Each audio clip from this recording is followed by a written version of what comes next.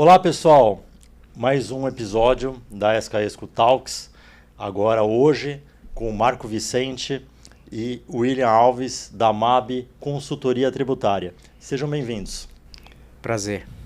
Obrigado pela oportunidade. Vamos lá, então, para iniciar, a gente quer ouvir a história da MAB, como que vocês começaram, como vocês se conheceram como sócios. Legal, bacana. Quer falar, Marcão? Bom, você pode falar primeiro. Bom, acho que tudo começa com... Lá no passado existiu uma pessoa que ela serviu como ponto de ligação entre... Hoje, até para deixar claro, assim, o escritório ele é formado por uma sociedade de 4 pessoas, tá? E lá no passado existia um outro integrante. E esse integrante, de fato, acho que de forma incontestável, ele foi o ponto de liga, né? De todo mundo. O Marco me corrige se eu estiver errado. Hoje ele não faz parte mais. Mas o escritório, desde sua essência, ou seja, desde essa criação, ele meio que permaneceu de forma igual, tirando essa pessoa, e aí só tendência de crescimento mesmo. E foi um trabalho muito específico que surgiu. Nessa época eu trabalhava com essa pessoa, e quando surgiu essa oportunidade eu me movimentei do meu lado com relação a entender que tipo de profissional a gente poderia encontrar ali para ajudar com a demanda. E do lado de lá ele conheceu o Marco, né? Até então a gente não se conhecia. E, bom, o que aconteceu é que o negócio de fato começou a andar. Ou seja, nesse momento não existia empresa. Essa é a loucura. Eu trabalhava Que ano que foi isso? Meados de 16? 2016. Eu trabalhava num escritório, tinha minha atividade, enfim, o Marcão idem.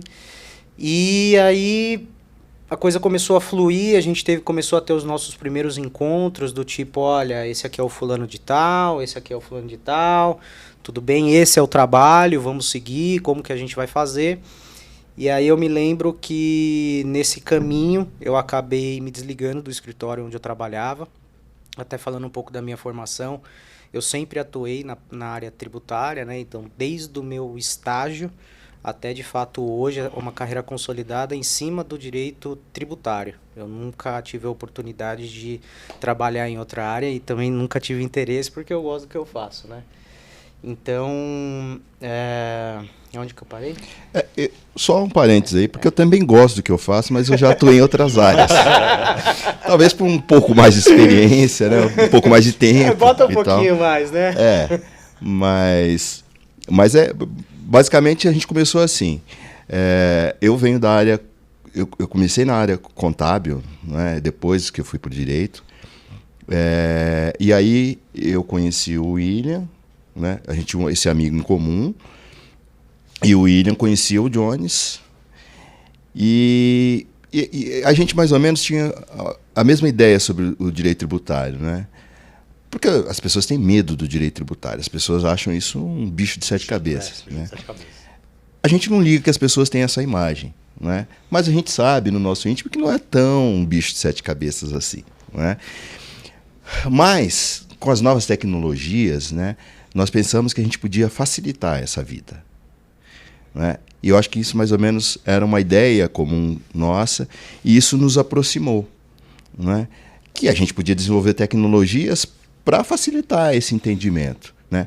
Obviamente, a gente vive num país onde a legislação não facilita. Né? Aquela ideia é do professor Alfredo Augusto Becker, do manicômio tributário, né? Que recentemente até a ideia foi apropriada pelo Paulo Guedes, né? Mas não foi o Paulo Guedes que criou essa frase de manicômio tributário para se referir à nossa legislação. Né? Aliás, nem foi o Alfredo Augusto Becker, ele adaptou de um professor italiano num livro dele lá dos anos 60, final dos anos 60. Se começar a cavar, a gente chega na era dos dinossauros. Pois é. É tributária, mais ou menos isso. Esse pouco mais de tempo faz com que você vai ficando velho. A Grécia Antiga. Exatamente. Você, de repente, está falando de Glauco. Mais um, né? Exato. Mas foi assim que começou a MAB. Né? E aí, eu devo reconhecer que muito por esforço dele. Porque assim, ele foi o primeiro que saiu da ocupação original dele e falou assim, não, vamos tocar esse negócio e fazer esse negócio funcionar. Né? Porque eu tinha minhas ocupações, eu sou professor, coordenador de curso universitário, o outro também era coordenador, o Jones era sócio de uma outra consultoria. Então, ele era o único que era empregado nessa época, né? Ele trabalhava no escritório como empregado, e falou assim, não, vamos fazer esse negócio aqui funcionar. E ele foi o motor, né? Eu aqui faço meu reconhecimento público, de que o William foi o motor que fez a MAB andar e que trouxe nós para junto dele e sobre explorar a expertise de cada um nesse negócio. Eu me lembro que a gente não tinha nem CNPJ, porque foi um começo muito conturbado e muito rápido. É isso que eu ia perguntar, até quais foram as dores assim no início. Foi muito rápido, foi tudo muito rápido. Eu tinha aquela ânsia de fazer acontecer, com base na experiência que eu tive. Graças a Deus eu tive a oportunidade de trabalhar em ótimos escritórios, desde a época de estágio até, de fato, desenvolvendo ali uma cadeira como advogado. Então, eu me lembro que no primeiro momento em que eu sentei na mesa do escritório, ali no centro da cidade, que a gente teve a oportunidade de se estabelecer, esse dia me marcou muito, que foi teoricamente o primeiro dia de algo que nem nome tinha, muito menos CNPJ, mas eu sabia que ia acontecer. E eu fiz um código de conduta do colaborador no primeiro dia. Só que assim, que colaborador? Porque não tem colaborador, não tem empresa, basicamente não tem sócio. A gente está reunindo, buscando fazer alguma coisa, enfim, mas aonde chegar? Então, foi muito marcante, porque naquele momento, a visão que eu tinha era, se eu cair, né, na besteira de achar que eu tenho uma empresa, não, então agora eu pedi demissão, eu tenho uma empresa, eu tenho meus pares, temos um pseudo-negócio na mesa e eu posso chegar a hora que eu quero, eu posso agir da forma como eu quiser, eu posso me vestir da forma como eu quiser, eu já estou fadado ao fracasso.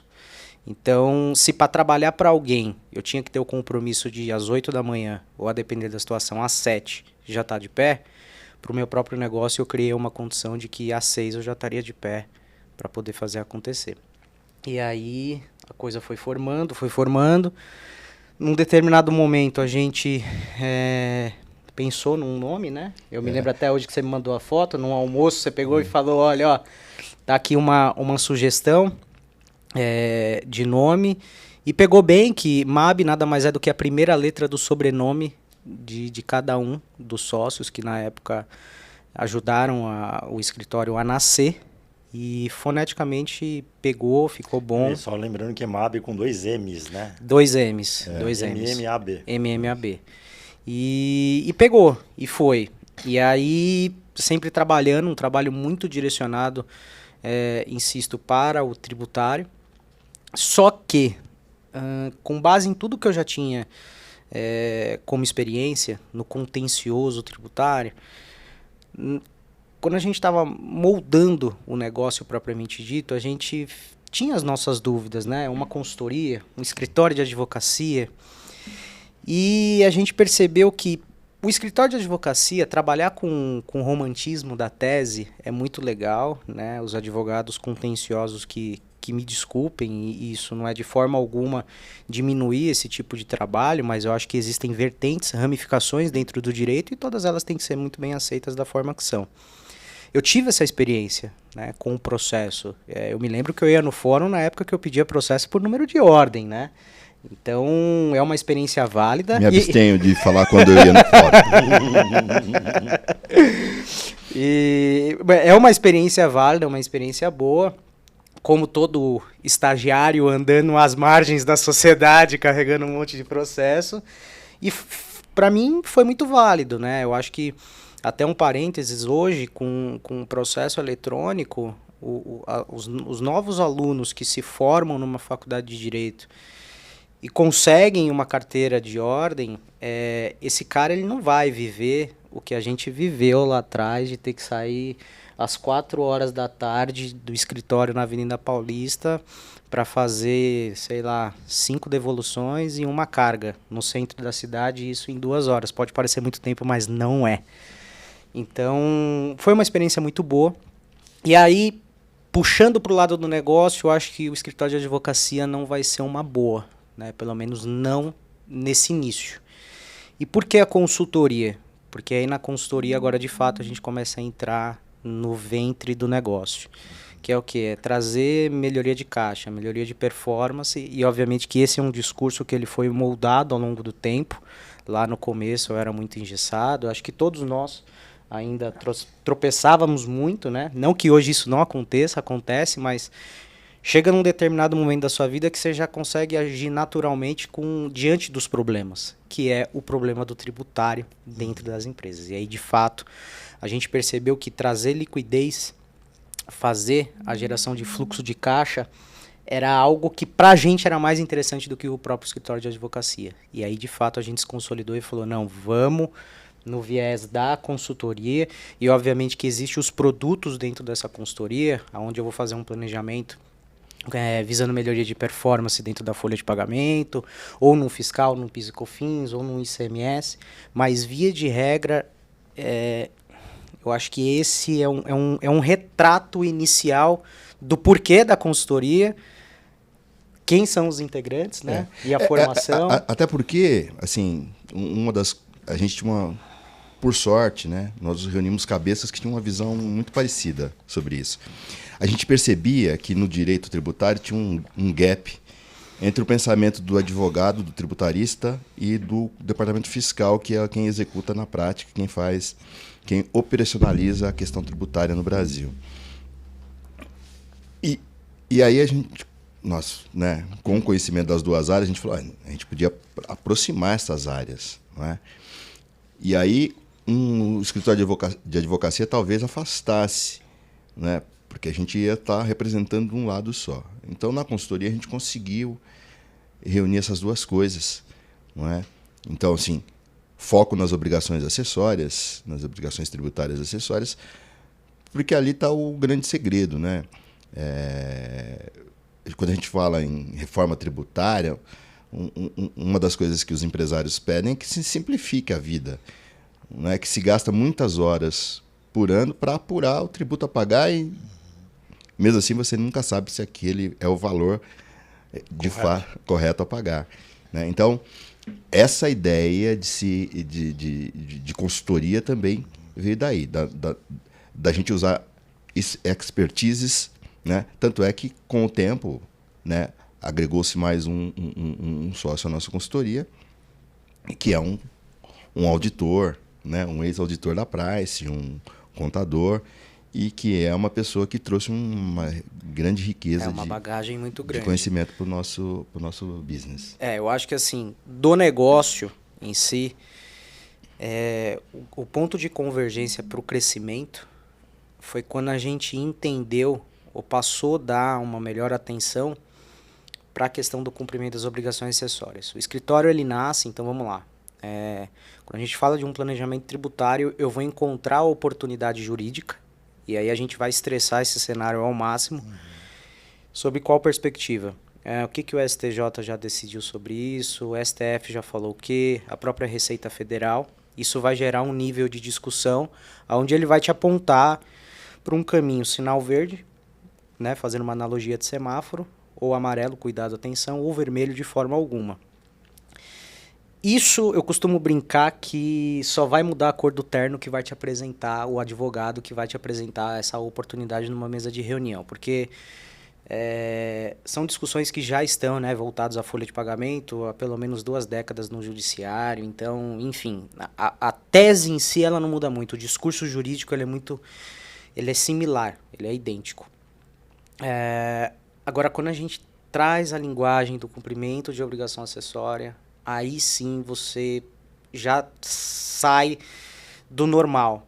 Porque aí você começa a falar algumas palavrinhas-chave, né? Na época, ainda antes do E-Social, você tinha GFIP, /CFIP, E aí você começa a entrar num conceito de retificação em cumprimento de obrigação acessória, você chama atenção para o artigo 113 do Código Tributário Nacional. Então você pega e fala, opa, peraí. Então quer dizer que algo do ponto de vista positivo no judiciário pode se transformar em algo negativo a partir do momento que eu faço uma implementação que não siga as regras que a própria Receita Federal assim impõe. Isso é uma verdade absoluta. Você pode ganhar de fato um processo e a depender da forma como você materializar essa oportunidade de ganho, de crédito, aquilo que é verde pode ficar vermelho, né? E aí ali em 2018, em algum momento dentro de 18, veio uma solução COSIT, né? Uma solução COSIT da Receita, onde tratava... O software da Receita? Na verdade, a COSIT é um departamento, né? COSIT é um departamento da Receita. Então, quando o fiscal tem uma dúvida, na hora de implementar uma norma, ele vai e faz uma consulta. Ao COSIT. Ao COSIT. E o parecer que o COSIT é como se fosse uma lei para o fiscal. Ele tem que seguir o que o parecer diz. É uma solução de consulta que a gente chama. E aí vem essa solução onde ela reafirmava a necessidade do cumprimento das obrigações acessórias. E aí eu me agarrei naquilo, a gente debateu, trouxemos para discussão. Desde o primeiro trabalho a gente sempre obedeceu essa regra, esse regramento. Só que até aquele momento, pelo menos não da minha parte, isso não fazia parte do discurso de venda do negócio. Então eu chegava para você aqui e falava, olha, bacana, você tem uma indústria, você tem... Vamos começar pela folha de pagamento, você tem 800 funcionários, sabia que 15 dias de afastamento, você tem essa situação, prêmio, bônus ou gratificações, etc, etc, etc. Bom, quando eu percebi que o cumprimento da obrigação acessória deveria fazer parte desse discurso, eu sinto que foi aonde a gente atingiu um grau de maturidade que faltava a gente quebrar quando a gente estava só na tese. Só na tese. Porque o STF, porque o STJ. A depender da situação, a gente vai conversar hoje com um advogado de companhias que é mais fácil você aprender com eles do que você trazer alguma novidade. Porque esse cara, ele tem assessoria de pelo menos os 5 principais que saem na análise 500. Então, não cabe a nós chegar lá e falar, você sabe o conceito de 15 dias de afastamento, quais são os efeitos disso na sua folha, a partir do momento que você tem essa e essa conduta, não vai ser legal, né? E aí, quando você trata do cumprimento da obrigação acessória, olha, você fez a retificação, exclusão do CMS da base de cálculo do PIS e COFINS, beleza, bacana, você está se aproveitando do crédito, mas como que está o seu FD Contribuições? Como está o seu SF? Como que está toda a parte fiscal que vai trazer esse embasamento para que, de fato, aquele dinheiro de 10 mil reais, 1 milhão, 300 milhões de reais que você está materializando, ele tem uma costura, entre aspas, contábil, né? Não chega a ser contábil, mas é a obrigação, é o fiscal propriamente dito. Porque se a Receita Federal ela falar, vamos evidenciar a tua oportunidade, tenha você uma certidão de trânsito em julgado ou não, ele vai ter que olhar esse rol de documentos. E se você não tem uma informação casada, né, você tem hoje no E-Social uma DCTF web constituída, um pagamento, e você tem lá o PER DECOMP, que é o pedido de restituição / compensação. Então você tem uma DECOMP. E você não tem uma lacuna para esse seu benefício se encaixar nessa operação tributária, então logo você não tem crédito. Óbvio que isso não é uma máxima, porém, é algo que a gente sempre tem que levar em consideração na hora de colocar um planejamento tributário na mesa. Hoje vocês têm um leque de produtos, exato, né, nessa parte previdenciária, fiscal. Pode fazer um resumo desses produtos que vocês têm hoje dentro da MAB? Claro. Bom, inicialmente a folha de pagamento, porque a esteira de produção ela já está muito bem firmada, então necessariamente não precisa que eu, Marco, ou algum dos nossos outros sócios estejam presentes no escritório para que o projeto de fato saia. Então a gente já tem o nosso sistema, a gente já consegue formular ali uma massa crítica, recebendo os documentos que de fato precisa para a operação, e aí a partir disso a gente gera uma demanda de reunião. Então a folha de pagamento é um produto que chama bastante atenção, até porque ele não implica em custo inicial, né? Na verdade, a análise tributária da folha de pagamento, de como você está tributando a sua folha. Se você está tributando ela corretamente, né? Então esse é o nosso carro-chefe. E se tiver de forma incorreta, Pro bem ou pro mal, a gente vai... pode pedir o crédito. Exatamente. E qual é o período que você pede o crédito? De 5 anos. 5 anos. Né? Então, passou 5 anos atrás, você consegue recuperar. Exatamente. A gente vai olhar os últimos 60 meses, as últimas 60 competências, para ver ali quanto que você tributou em cada mês. Aí você vai falar assim, mas e o meu contador, ele está fazendo errado? Eu falo, não necessariamente. O que acontece é que o contador faz no mês, quando ele fecha a folha. Né? E nós no Brasil vivemos uma certa instabilidade jurídica que pode mudar lá na frente. Né? Pode mudar daqui 12 meses, daqui 18, daqui a 20, daqui 30 meses. E aí o contador não tem, ele está fechando do dia a dia, ele não vai voltar lá para ver se está fechado corretamente lá no mês 30 anterior. Né? Então aí a gente vai olhar sobre perspectiva, a gente vai olhar um prazo que já passou e aí a gente vai ver a legislação como ela se consolidou posteriormente. Né? Então é mais fácil para a gente. E o legal disso é o seguinte, né? Você chega lá, você faz a reunião, você apresenta, né, os indícios do planejamento de fato, porque você só vai ter algo consolidado a partir do momento que você tem a documentação na sua mão para falar que tem ou não. E aí você fala, não, eu vou ver os últimos 5 anos. Aí quando você vai apresentar o resultado, o cara já fica naquela expectativa. Aí você fala, isso daqui vai com nota de observação, tá? Tem aqui um ponto em vermelho que a gente vai ter que, se aprofundar para saber se seu crédito de 1 milhão, de fato é 1 milhão. E aí o cara guarda aquele número. E aí você dá os próximos passos para a reunião, o que é muito natural de se acontecer. Você não consegue exaurir absolutamente tudo numa reunião de 45 minutos. Então você faz a reunião, ele te coloca em contato com o departamento de RH ou com o contador. Depois de uma semana ele manda os documentos. O negócio anda, não é tanto a passos largos assim como seria bom, né? Mas enfim. E aí o cara pega e fala, não, legal, bacana, então vamos botar pra rodar esse 1 milhão aí que eu tô muito feliz. E aí você pega e fala, olha, teu 1 milhão virou 300 mil. É um banho de água Aí fria. o cara pega e fala, mas como assim? Você voltou só 1 ano dentro dos 5 que poderia? Aí você fala, não, na verdade eu voltei os 5. É que dentro dos 5 você ficou 3 anos e 8 meses sem pagar. E a premissa para você ter crédito é que você tenha feito um pagamento, né? O pagamento indevido a maior. E aí acaba sendo cômico pra gente, mas aí o cara é simples de entender o raciocínio, mas o empresário que está do outro lado, o anseio dele é um anseio financeiro, não é um anseio tributário, né? O advogado que hoje ele se intitula tributarista e ele senta numa mesa, obviamente que isso tudo vai depender do nível da companhia. Estou falando de uma empresa de bi. Aí talvez isso que eu vou falar não se encaixe perfeitamente, mas vamos descer aqui para um padrão comum de atendimento de escala de sociedade.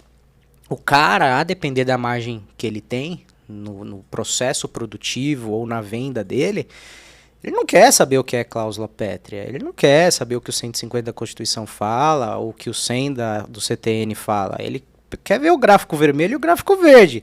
Cara, no final do dia você está falando que eu tenho tanto para recuperar e qual que é o impacto positivo disso no meu caixa daqui para frente. É muito mais financeiro, é muito mais sensível do que o tributário, né? O tributário ele fica ali no bastidor para que a gente faça a tratativa e o cumprimento das obrigações acessórias, para que realize aquela operação sem trazer um prejuízo para a empresa. Ou seja, não é só a venda da tese. Não tô falando, não é só o STF que te deu o permissivo de você fazer uma operação. Olha, você pode excluir o ICMS da base de cálculo do PIS e COFINS. Aí vem a Receita Federal e fala como você tem que excluir. E aí você lê o julgado do STF, você fala, peraí, mas um tá falando uma coisa, o outro tá falando outra. E aí qual que é o meio termo? Estamos aqui em 3 advogados. O meio termo para mim é um meio termo para você é outro, e o meio termo para você é outro.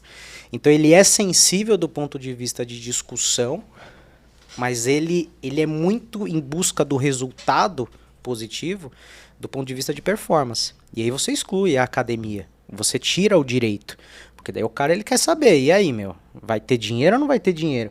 E a que preço eu vou ter esse dinheiro? Porque é bem comum acontecer a pergunta, tá? William, Marco, Jones, Felipe e companhia. Entendi o projeto, bacana, mas e se a Receita Federal me fiscalizar? Né? Qual a chance disso acontecer? E a chance disso acontecer, eu sempre falo, é de 100%.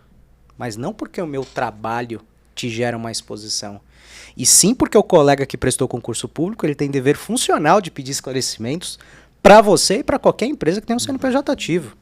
Meu amigo, se você é cidadão, você tem um CPF válido, alguém, uma hora, a qualquer momento, pode te pedir esclarecimento. Então, você quebra um gelo do tipo, olha, eu tô com um sonhador aqui na mesa.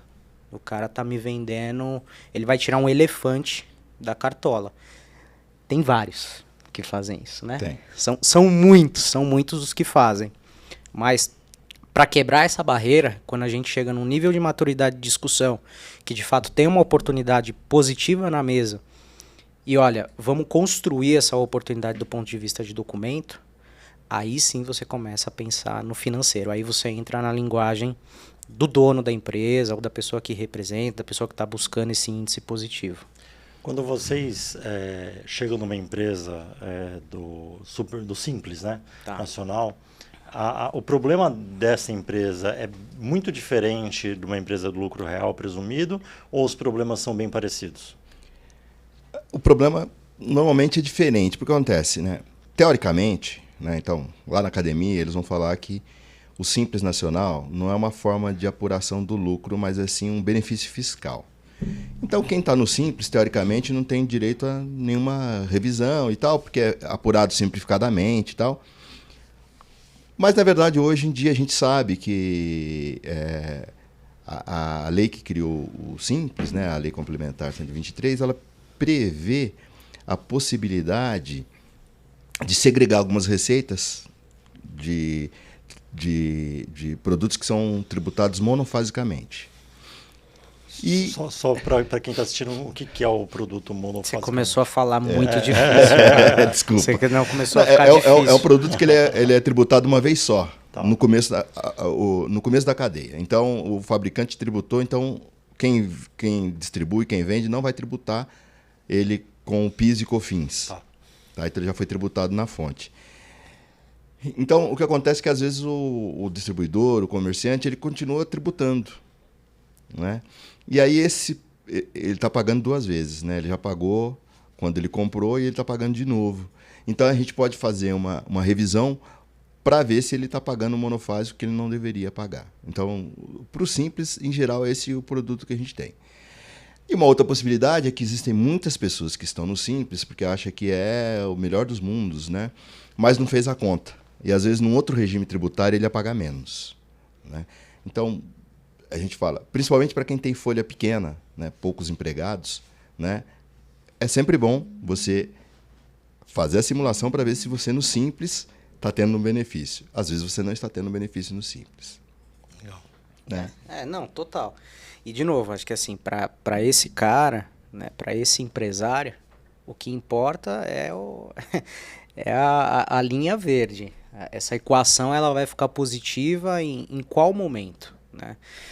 Eu tenho uma reflexão que é o seguinte, é o eletricista e o advogado tributarista. Então, quando eu chamo um eletricista lá na casa que eu estou construindo, e eu estou com um problema no relógio da minha casa, estou com um problema na tomada, se esse cara ele vem muito do ponto de vista de conceito, eu vou ficar meio impaciente se ele começar a me explicar qual que é a diferença de ampere, watt e volt. Eu não quero saber, eu quero que a luz acenda, eu quero que a geladeira funcione. Quando você traz um discurso muito polido, principalmente para o público do Simples Nacional, eu acho que você acaba até inviabilizando o negócio. Você começa a trazer argumentos técnicos que, de novo, eu acho que para um discurso acadêmico ele enriquece demais, mas para o público final, talvez para o cara que comercialmente ele tenha um quiosque no shopping que venda-se, enfim, qualquer coisa, pulseira masculina, como é que eu chego para esse cara e vou explicar para ele a cadeia desde o início, levando em consideração o PIS e o COFINS, eventualmente o ICMS, ou, a depender da situação, o ISS? Não tem como, é inviável. Uma vez eu me lembro que eu até depois parei para fazer uma reflexão, falei, cara, será que tem algum problema? Até da forma como eu explico alguma situação, eu me lembro que a gente ficou numa reunião com o pessoal da Alemanha, a matriz é na Alemanha, e eles têm filiais aqui no Brasil. Foi, acho que algo em torno de 1h40 para explicar os campos da nota fiscal paulista. O porquê disso, o porquê dessa situação. E aí, quando você vai para outra operação, você tem, a depender aqui, o ICMS-ST, substituição tributária. Como é que você explica para um alemão? Eles conseguiram entender com toda essa complexidade? Eu acho que no final ali... Porque você tem conceitos que são é a jabuticaba que só a gente tem. Né? Não é nem a forma se você está sendo claro ou não na exposição. É que são conceitos que são só nossos, só isso. Só o Brasil tem. Não tem outro lugar. Como é que você chega no alemão para explicar a substituição tributária? Na verdade é assim, né? Se você lê autores do mundo todo, você vai encontrar gente criticando o sistema tributário local. Né? O Klaus Tschipke, que fala sobre o sistema alemão, ele critica o sistema alemão. A pessoa que escreve do sistema americano critica e tal. Mas porque, basicamente, o ser humano, né, a sua natureza é de não pagar tributo. Né? Porque se você pensar amplamente, né, pagar tributo é a primeira limitação ao seu direito de liberdade. Né? A gente paga tributo e a gente paga tributo para sustentar a sociedade, né? Para sustentar o sistema de segurança, de saúde. Né? O Wendell Holmes, que era presidente da Suprema Corte Americana, ele falava que era o preço que a gente paga para viver na civilização, é o tributo. Né? Então, naturalmente, ninguém no mundo todo, ninguém gosta de pagar tributo. Né? Só que a gente, além de pagar bastante tributo, nós não somos quem paga mais. Né? A gente paga bastante, mas existem lugares que pagam mais tributos que a gente. Mas tem lugares que têm melhor retorno do tributo. É isso que eu ia perguntar, né? Esse que é o problema. Né? O tributo retorna muito mal para a gente. Falta saúde, educação, segurança. Exatamente. E aí tem o tributo social, né? Porque assim, por exemplo, eu pago os impostos para sustentar as escolas públicas. Mas eu tenho que pagar a escola privada para as minhas filhas, porque a qualidade da escola pública não é boa. Paga 2 vezes. Eu pago 2 vezes, né? Então eu pago para ter o sistema de saúde, mas eu tenho que pagar o meu plano de saúde para eu ter uma saúde um pouco melhor, né? E atualmente nem é tão muito melhor, né? Porque atualmente, além de pagar o plano, você tem que pagar o médico particularmente, porque ele não atende pelo plano e tal. Enfim, a gente vai criando esse complexo, não é? Então, entender o sistema tributário o sistema tributário é complexo no Brasil, muito mais do que nos outros lugares do mundo. Mas gostar de pagar tributo... ninguém gosta em lugar nenhum. nenhum. Em nenhum lugar do mundo as pessoas gostam. Né? Eu não sei se os suecos gostam de pagar tributo. E assim, até uso uma frase aqui do Mário Sérgio, que quando você for, assim como eu vou, você também vai. Agora deve o ISS, né? Então... porque vão começar a tributar os cemitérios, né? Os serviços os serviços funerários, na verdade. Mas isso no Brasil ou só Estado de São Paulo? Brasil. No Brasil? A gente tem a questão de alíquotas, né? Então, eu até queria que vocês explicassem um pouco do trabalho de vocês na questão de revisão de alíquotas. Porque tem produto que tem uma alíquota mais baixa que a outra. Vocês podem explicar um pouquinho como que funciona isso? Então, a complexidade do sistema tributário começa na classificação do produto, né? Definir o que é aquele produto para o fisco. Né? Porque o fisco tem a sua visão própria. Porque conforme a classificação que você dá para o produto, é o tributo que você vai pagar sobre ele. Né? Acho que o exemplo clássico, né, é do Crocs. Né? Que a primeira importação de Crocs, quando chegou no Brasil, eles tinham classificado ele como uma sandália de borracha. Porque é uma sandália de borracha, você olha. Aí o fiscal da Receita que recebeu no Porto de Santos falou, não, tá errado isso aqui. Isso aqui é um sapato impermeável. E multou eles, e aí eles mudaram a classificação. Né? E começaram a importar como sapato impermeável. Só que 2 anos depois, um outro fiscal parou o container e falou, não, isso aqui... Não é sapato impermeável. Isso aqui é uma sandália de plástico. Não, mas a gente falou isso desde o começo. Vocês que... Mas multou eles de novo. Aí eles recorreram, foram até o CARF discutindo. Aí o CARF falou assim, de fato, isso aqui não é um sapato impermeável, porque, enfim, o pé não tá protegido totalmente, né? Isso aqui é uma sandália de borracha. Porém, a classificação errônea é por conta da receita e não do contribuinte. Então, eles anularam o auto, mas determinou a reclassificação. Então, conforme você classifica o produto, ele paga mais ou menos tributo, né? E aí o caso clássico de mudança moderna que a gente vê, né, é o sonho de valsa, né? Muito falado, né? Muito falado, que não é mais bombom, né? Então quem gosta de bombom não pode comer mais sonho de valsa, porque agora não é mais bombom, agora ele é um wafer, né? Um biscoito de wafer, né, com cobertura de chocolate, né? Que é um produto de confeitaria e não paga IPI. É mais barato, 5%. não paga IPI. Não paga IPI 5%, né? Então você imagina, eu acho que é da Kraft Foods, né, que produz uma economia razoável, né? Porque eu ainda continuo se consumindo muito sonho de valsa no Brasil, né? E agora com economia de 5% para o fabricante. Né? Então, assim... então, uma coisa muito importante que a gente faz é revisão da classificação fiscal que o cliente impôs na sua base. Principalmente atacadistas, varejistas, que tem lá muitos itens no seu estoque, 30, 40 mil itens, e se ele tiver lá, sei lá, 5, 6% mal classificados, e 5, 6% que não era tributado e ele está tributando, né, porque ele classificou errado, ele pode estar tendo um prejuízo grande. E aí é onde entra a ideia de que o planejamento tributário, pelo menos dentro do meu ponto de vista, ele começa num cliente como esse, lá no compras. Não é da diretoria para baixo. Não é o que a diretoria pensa. A diretoria, os acionistas, seja lá quem for, ele não está recebendo lá os lotes de produto que todo dia você tem que estocar para poder vender no dia seguinte. Então o planejamento ele começa no compras, porque muitas das vezes você só vai adquirir um produto com base num registro que aquele que está te fornecendo, ele acha que ele tem um benefício, ou de fato ele pode ter, e aí você acaba adquirindo esse produto sob o pretexto de que, olha, eu estou te vendendo com essa classificação, pegue ela e aceite ela, e você coloca isso para dentro do teu sistema como uma verdade absoluta. Só que você tem uma nota de corte, aquilo é um benefício para aquele que te vende, que é um benefício relativo, né, entre aspas. Mas para você, que vai fazer a revenda desse produto, pode ser que não seja um benefício. Cappuccino não é café, né?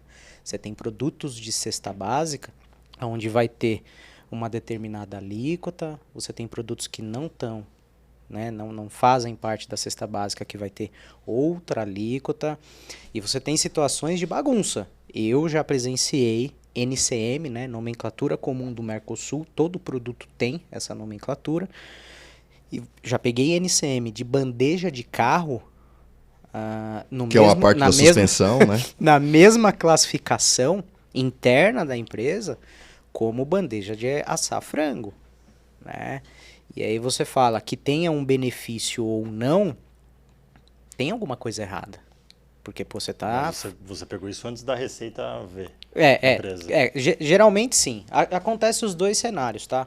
Acontece o cenário que quando a Receita ela chega, a depender da situação, ela te dá a oportunidade de correção, tá?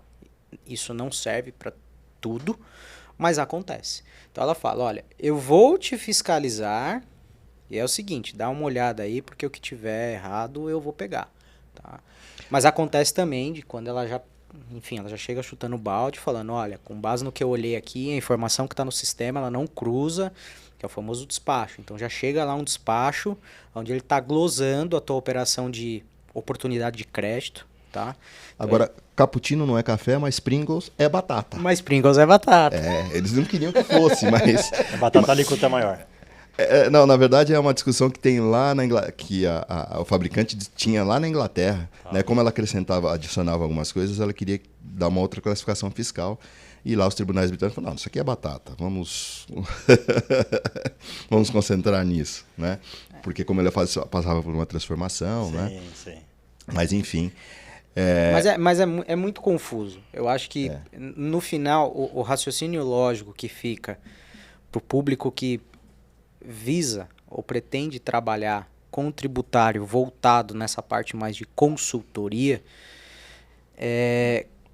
cabe obrigatoriamente a reflexão de como que você vai colocar esse discurso na mesa na hora de falar com um auditor, na hora de falar com um CEO, enfim, com quem quer que seja. Porque eu insisto muito, se você traz uma realidade contenciosa, uma realidade romântica da tese, você chega na reunião, você fala, o livrinho da hipótese de incidência do Geraldo Ataliba, tá debaixo do seu braço, você vai explicar pro cara, olha, ó, tem uma mega equação, A de alíquota, SP de sujeito passivo, sujeito não sei o que, e por aí vai. Óbvio, isso faz parte da construção, porque se você não tem esse colchão, você não consegue formatar uma resposta. Mas comercialmente falando, não dá pra você ter esse linguajar. Não adianta e não cola. E a experiência que eu tenho do colega que chega muito pomposo, ele não pega o negócio. Se você chega, você explica a conotação da oportunidade, mas você traz em si um discurso do tipo, olha, eu compreendo o que o seu RH está falando, eu entendo o que o seu fiscal quer dizer nessa situação. Pega um balancete aí, eu sei ver um balancete, eu sei ver uma DCTF Web, eu consigo navegar hoje na plataforma do E-Social. Isso se faz muito mais importante numa sociedade que hoje o empresário, ele busca performance. De novo, a gente nunca vai poder deixar de lado a conotação técnica de discussão. Só que tem um momento certo para estressar esse ponto. Se você pula a etapa, a engenharia ela tem que ser reversa. Primeiro eu quero ver se de fato você tem um... Para eu chegar no embasamento, eu preciso saber se as suas obrigações elas estão em dia. E se elas estão, né, vamos colocar aqui um parênteses, evasão fiscal não tem nada a ver com elisão fiscal. Em um você vai se utilizar de meios legais para atingir uma carga tributária menor. No outro, na evasão, você anda às margens da lei. Você está fazendo de fato algo ali, no mínimo equivocado, né, para a gente não falar outra coisa. Vamos dizer que é um engano. Um engano. Mas ó, tem um exemplo prático muito bom, né? O Supremo acabou de pacificar, quer dizer, acabou, isso foi em 2022, a tese do século. Não é que é a exclusão do ICMS, do valor do ICMS, da base de cálculo do PIS e COFINS. Então, quando você compra um produto, né, ele paga ICMS, PIS e COFINS. Né? Então, como que era calculado? Pegava o preço, e nesse preço já tinha o ICMS, e calculava o PIS e COFINS. Ou seja, você pagava PIS e COFINS sobre o valor do ICMS que estava embutido no preço. Então o Supremo falou, não, tira o preço do ICMS porque ele não faz parte do preço. Ótimo, a decisão é excelente. Né? E agora, como que operacionaliza isso? Né? O cara ganhou, está lá a decisão. Né? Então, nós, fazendo lá para os nossos clientes a exclusão, nós percebemos que o mercado tem uma dificuldade muito grande de fazer isso.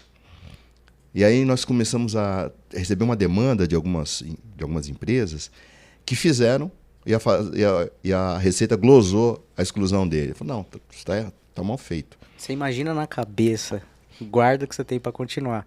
Você imagina na cabeça do dono da empresa, do acionista, do cara que não navega nem no jurídico, nem no fiscal, nem no RH, estampado um R cifrão completamente positivo de algo que ele ganhou. E aí, pode continuar. Não, você imagina que o cara põe assim, o cara tem lá, olha, eu paguei 10 milhões de ICMS. Né? Então, se eu vou tirar ele da base de cálculo do PIS e COFINS, e é da 9,25 o PIS e COFINS. Então, eu paguei 925 mil de PIS e COFINS. Não, eu vou pegar os 925 mil, mas não é simplesmente assim. Né? Então, por exemplo, a gente está refazendo de uma companhia varejista. Então, nós estamos lá, tivemos que baixar lá a base deles, 55 milhões de notas fiscais. A gente tem que olhar nota por nota, lógico, isso nós não vamos olhar pessoalmente. Dentro de um programa. O nosso sistema vai olhar sistema que faz isso. Vai olhar nota por nota o produto que ele vendeu, cada produto, ver se aquele produto tinha ICMS, PIS e COFINS. Então, ele precisa ter as três coisas para ele servir para esse fim, né? Ele tem as três coisas, ótimo. Então, esse aqui exclui o ICMS da base. E aí, sim, você faz produto por produto em todas as notas. Aí tem que trabalhar em banco de dados. O Excel para de funcionar com 1 milhão de linhas. Então, aí, de fato, entra numa engenharia tributária. E é uma engenharia tributária, né? Você está trabalhando com o documento, mas você está garimpando. E de 2009 para cá, tem a nota fiscal eletrônica. Ótimo. Você consegue pegar e antes disso? O XML da nota e dar uma olhada, né? Mas antes disso... Você tem que pegar a nota lá física, Fisicamente.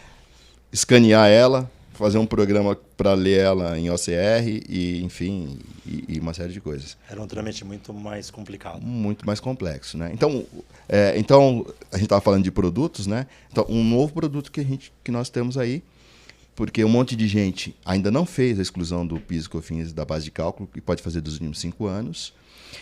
Muita gente fez errado, a gente faz a revisão também. E a gente ajuda a atender a fiscalização também. Quem está com problema que fez e agora está sendo fiscalizado. E aí a gente entra em produzir um relatório que o fiscal consiga ler e entender. Vocês concordam com a afirmação que hoje quem paga mais imposto no Brasil é o mais pobre? Concordamos. Vocês acham que a reforma tributária, se vier, a gente foi até uma conversa nossa ontem, né? É isso. Isso mudaria alguma coisa ou vocês acham que não? Então, é assim, para a gente fazer uma reforma honesta, ela tem que simplificar o sistema para que ele seja igual para todo mundo, né? Porque a gente tem um sistema de regras e de milhares de exceções, o que permite que o Alexandre de Perrat, que era secretário de Fazenda de Minas Gerais nos anos 90, ele contava uma coisa, né? Então tinha um supermercado muito grande que pagava menos impostos que um supermercado pequeno que tinha lá. Aí falou, tá errado isso, né? Mandou fiscalizar os dois. Quem estava sonegando?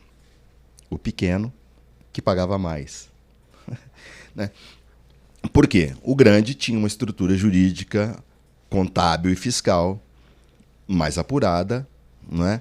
Capaz de fazer tecnicamente melhor, né? E ter uma performance melhor, né? Então, o que nós vendemos lá na MAB? Melhora dessa performance. Nós desenvolvemos instrumentos para melhorar a sua performance. Nós vamos lá, olha, não, mas aqui é tudo bem ajustado. Olha, posso dar uma olhadinha? Só vou dar uma olhadinha. Eu olho, não vou te cobrar nada. Inclusive, eu posso te apontar que você está criando um passivo uma aqui, exposição, né? Que você tem aqui alguma coisa em descoberto, que você está tributando errado, né? Teve uma mudança, isso aqui não é bem assim, isso aqui está mal classificado.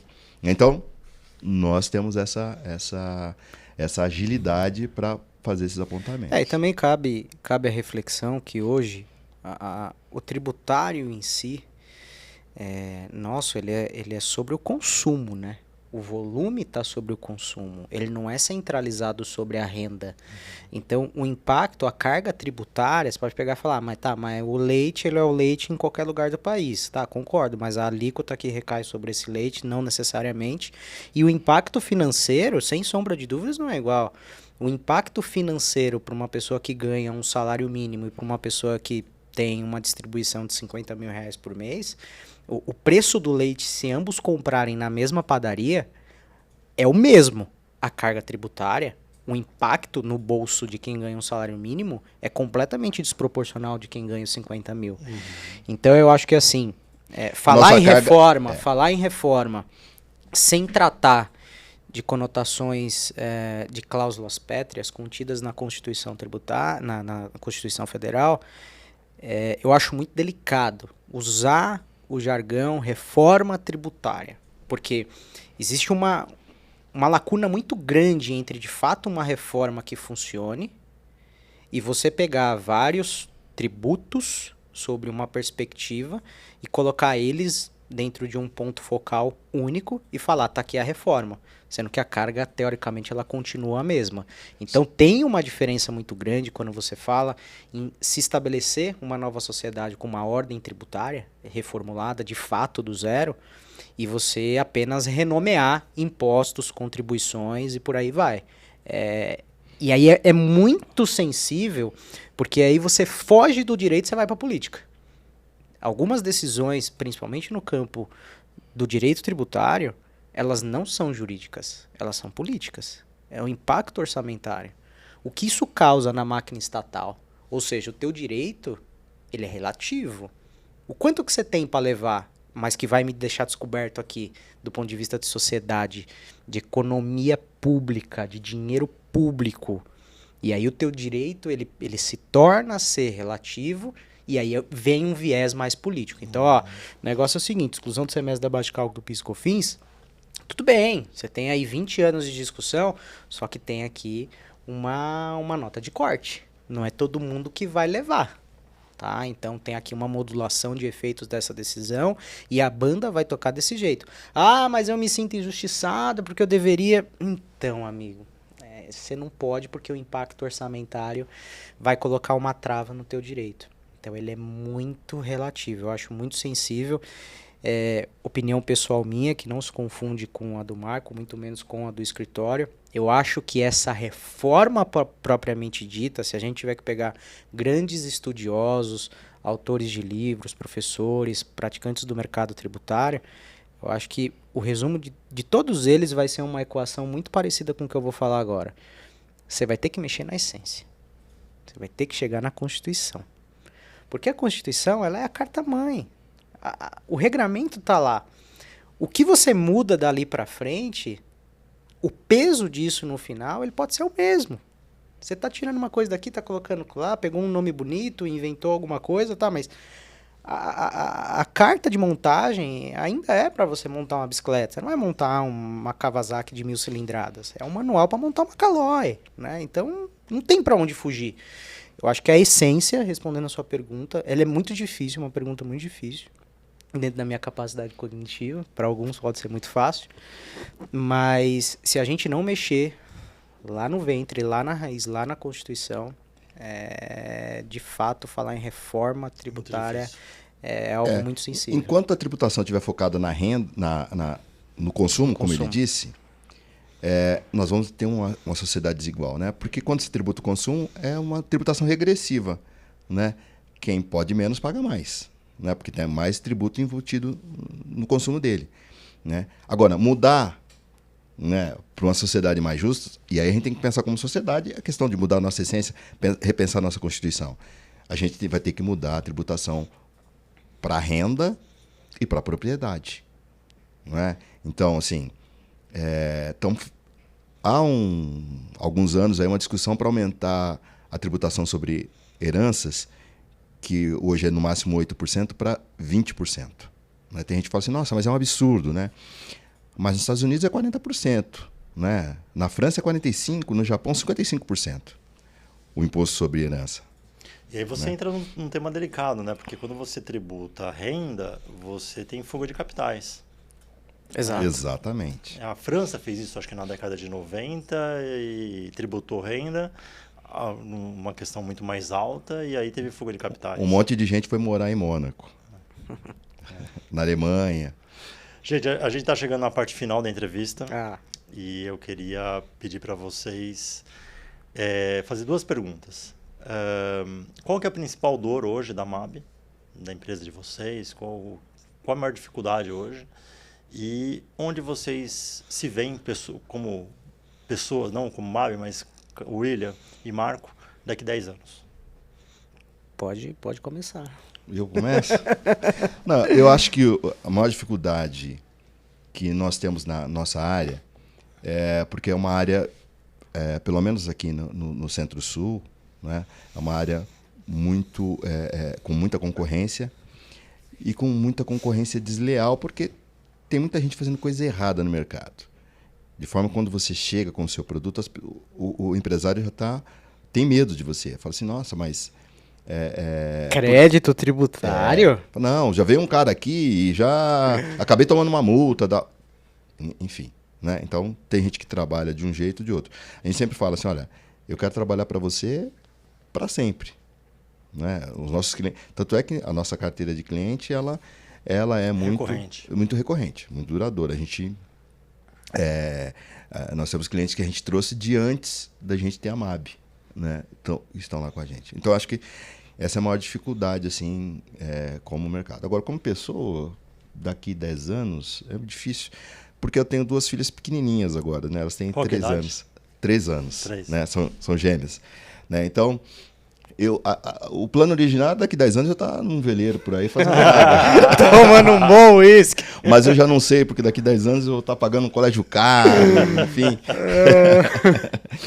Essa pergunta acho que foi a mais difícil de responder hoje. Não, eu compartilho com você. Eu acho que as dores hoje da MAB em si é trabalhar num mercado que de fato pode ser que hoje ele não seja tão desleal, mas a história do mercado ela é desleal com quem faz certo hoje, né? Porque a maioria desses aí foram expulsos do mercado, né? Mas ficou a fama. Só que o impacto é muito pesado, né? No tributário, às vezes até eu tomo cuidado da forma como eu vou falar, até mesmo no escritório, quando chega uma pessoa nova que não teve contato com a matéria, às vezes você fala em porções na casa do 1 milhão, 1 milhão, 2 milhões. Ah, não, mas esse cliente aqui relativamente é pequeno. 3 milhões e meio. É óbvio que 3 milhões e meio para o William, pessoa física, é uma quantia extremamente importante. Mas do ponto de vista de empresário, do ponto de vista de sociedade, de negócio, a depender da situação, é muito pequeno. Então, o que eu percebo é que esses caras, né, essas empresas, elas trazem essas dores por conta de profissionais que de fato venderam um erro sob o manto de uma verdade, mas em contrapartida você também teve o profissional que buscou o conceito, aplicou e ele recebeu o honorário dele, ele foi embora e tá tudo bem com relação a isso, só que aí a gente cai de novo no cumprimento da obrigação acessória. E aí é aquela velha história de que você faz uma operação hoje, você espera 2 anos, 3 anos e aí a conta vem, tá? Mas a conta vem por quê? Por que essa conta voltou? Se você ganhou um processo, se você tinha uma oportunidade real, essa conta ela vem não necessariamente porque a tese era ruim ou a oportunidade era ruim, mas o que você deixou de fazer para de fato validar a tua operação. Então ele é um mercado muito machucado, muito sofrido. Eu acho que a dor principal hoje é de fato você tentar trabalhar com oportunidades de crédito reais com relação a todos os escritórios de advocacia, consultorias, auditorias, contabilidades, onde o cara ele vai pegar e vai falar, isso já aconteceu na prática. Você chega, você fala, olha, ó, você pode tomar esse crédito, você pode fazer essa operação. Aí o contador, que é amigo do dono da empresa, há 12 anos, eu cheguei hoje, o contador é amigo. Aí ele fala, não pode. Aí você vai embora. Aí depois de 3 meses, chega até você, porque o mercado é muito pequeno, que o contador fez o mesmo trabalho que você ofereceu com outro nome. Né? Então, assim, em linhas gerais, vou usar uma máxima. Você pegou e na mesa de reunião, você pegou e falou terço de férias, por exemplo. O contador pegou e falou 1/3 de férias. Ele muda. Vendeu o mesmo produto. Ele vendeu o mesmo produto, ele fez a mesma coisa. Então, é uma conotação pessoal que acaba sendo um grande desafio. E na minha parte, na perspectiva pessoal... 10 anos, daqui 10 anos. 10 anos. Eu tenho uma meta que ela é de 16. Eu tô com 34, então quando eu tiver com 50, eu quero estar numa posição pessoal diferente. Mas é uma pergunta também sensível de responder para mim, porque pode parecer frase motivacional, qualquer coisa nesse sentido, que no fundo até tem. Mas eu não trabalho há algum tempo já. Há alguns anos eu não trabalho. Né? Levantar e ir na segunda-feira para o escritório não é um peso para mim. Óbvio que você tem as dificuldades. Quais são as dificuldades hoje do William, pessoa física, com o escritório? Gerenciamento de pessoa. A faculdade de Direito não me ensinou a tratar um funcionário que gosta de coca e do outro que gosta de guaraná. Ou porque o café é coado e tem o Nespresso ali. Essa conduta, viver em sociedade, foi algo que a faculdade de Direito ela não ensinou para quem hoje tem uma empresa do porte como a nossa. Está longe de ser a maior, mas está um pouquinho distante de ser a menor. Então, lidar com as pessoas hoje é um desafio. Eu espero lidar muito melhor daqui 10 anos. E a verdade é uma só, quem está no mercado é para fazer ganhar dinheiro. Então, ganhar dinheiro, hoje eu tenho como hobby, estou aprendendo a mexer no mercado financeiro. Legal. Então, quando eu tenho a oportunidade, eu vou lá, tenho minha plataforma de operação, tem dia que eu choro, tem dia que eu dou risada. Eu acho bem legal, mas a preocupação do trabalho em si, hoje eu posso falar que eu não carrego ela comigo. né? Então, desde que eu tenho um escritório muito bem fundado, né? Os pilares são muito sólidos, a gente sabe o que a gente faz, a gente não vai se dobrar, não me causa temor de onde eu posso estar daqui 10 anos. Ou seja, será que eu vou retroagir? Eu não tenho essa visão. Apesar de buscar ela, eu não consigo chegar, porque seria um contrassenso do que eu faço, né? Então, caminhando a passos curtos, de forma sólida, como a gente faz hoje, eu acredito que daqui 10 anos a minha pessoa física, o William, ela vai estar melhor estabelecida do ponto de vista financeiro, do ponto de vista de bens materiais e etc e tal, o que consequentemente vai levar a uma estrutura profissional também maior. Às vezes num cargo só de gestão, um pouco mais ali distante, não fazendo parte da operação ali todo dia, e aí você vai solidificar a tua empresa. Então você vai ocupar o Abílio Diniz, quando na época dos tempos de glória do Pão de Açúcar, não que hoje não seja, mas ele está numa posição aqui na sala dele, ele não sabe o que a funcionária que está lá na Brigadeiro Luiz Antônio, se ela deu boa tarde, se ela foi educada ou não. Talvez o relatório chegue de alguma forma, mas ele não sabe como está acontecendo. E aí é a consolidação de uma empresa, de uma marca, né? Sim. Acho que 10 anos é curto ainda, né? Para chegar num nível muito mais estruturado, eu acho que 20 anos seria mais assertivo a gente chegar nesse tamanho de estrutura. Mas também eu acho que nem é o que a gente quer, né? Daqui a 20 anos os sucessores vão estar chegando no nosso lugar, né? Exatamente. Esperamos assim. Espero. Legal, gente. William, Marco, quero agradecer demais. Foi um baita aprendizado. Espero que vocês tenham gostado. Gostei muito. Para mim foi ótimo. A gente que agradeço a oportunidade. Desculpem aí a todos que possam vir assistir esse podcast. Foi o meu primeiro, né? Nosso, né? Foi o seu também, né, Marco? Então, mas foi bem tranquilo. Eu adorei, foi muito bom. Me autoconvido a voltar. E não só para falar de direito tributário, viu? Falar sobre ações, para falar de ações de investimento, para falar da história do William, né? Da história pessoal. Eu sempre brinco, eu sei que a gente já está aí indo para o finalmente, mas fica até como gancho para uma outra oportunidade. Eu não sou filho de gente famosa, eu não tenho nome de gente famosa. Minha mãe é mais uma Dona Maria, dentro de mais de 200 milhões de brasileiros. E ela sabe escrever o próprio nome, né? Tive uma infância humilde, estudei em colégio público a minha vida inteira, vim pisar numa instituição privada na faculdade. E é possível. Cara, acho que assim, fica um recado, foge um pouco do tributário, mas para você que quer qualquer coisa da tua vida, mas que galga sucesso, fica a ideia de que quando você quer, você chega. Isso você chega. Se você traçar um objetivo, e a vida vai te colocar de joelho.